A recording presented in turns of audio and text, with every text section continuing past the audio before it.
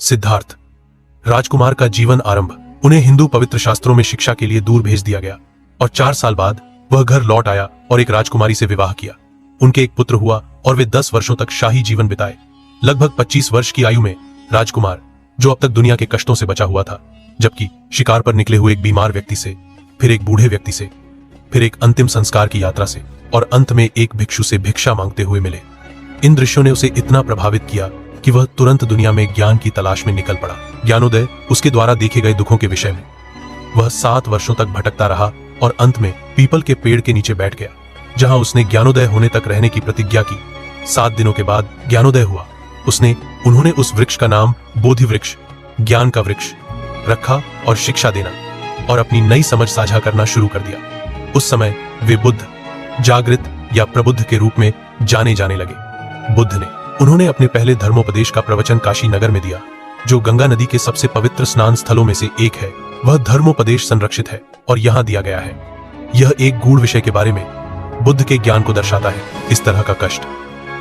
किसा गौतमी का एक अकेला पुत्र था और उसकी मृत्यु हो गई। अपने दुहक में उसने मृत बच्चे को अपने सभी पड़ोसियों के पास ले जाकर उनसे औषधि मांगी और लोगों ने कहा वह अपने होश खो चुकी है, लड़का मर गया है। आगे लंबाई। किसा गौतमी एक ऐसे व्यक्ति से मिली जिसने उसके अनुरोध का उत्तर दिया, मैं तुम्हारे बच्चे के लिए दवा नहीं दे सकता, लेकिन मैं एक ऐसे चिकित्सक को जानता हूं जो दे सकता है। और लड़की ने कहा, कृपया मुझे बताओ महोदय, वह कौन है? और आदमी ने उत्तर दिया, झूठ बोला, शाक्य मुनि, बुद्ध के पास जाओ। किसा गौतमी बुद्ध के पास गई और रोई, प्रभु और गुरु, मुझे वह औषधि दो जो मेरे लड़के को ठीक करेगी। बुद्ध ने उत्तर दिया, मुझे सरसों का एक मुट्ठी भर चाहिए, देखो डड। और जब उस लड़की ने अपनी खुशी में उसे प्राप्त करने का वादा किया तो बुद्ध ने कहा, सरसों का बीज उस घर से लिया जाना चाहिए जहां किसी ने बच्चे, पति, माता, पिता या मित्र को नहीं खोया हो।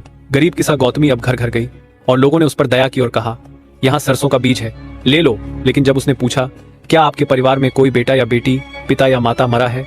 उन्होंने उसे उत्तर दिया, हाय, जीवित कम है परंतु मृतक बहुत हैं। हमें हमारे गहरे दुहक की याद न दिलाओ। और ऐसा कोई घर नहीं था जहां किसी प्रियजन की मृत्यु न हुई हो।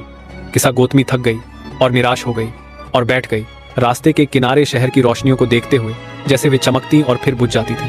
अंत में रात का अंधेरा हर जगह छा गया और उसने मनुष्यों के भाग्य पर विचार किया कि उनका जीवन की झिलमिलाहटें प्रज्वलित होती हैं और फिर बुझ जाती हैं। और उसने अपने आप से सोचा, मेरे दुहक में मैं कितनी स्वार्थी हूँ।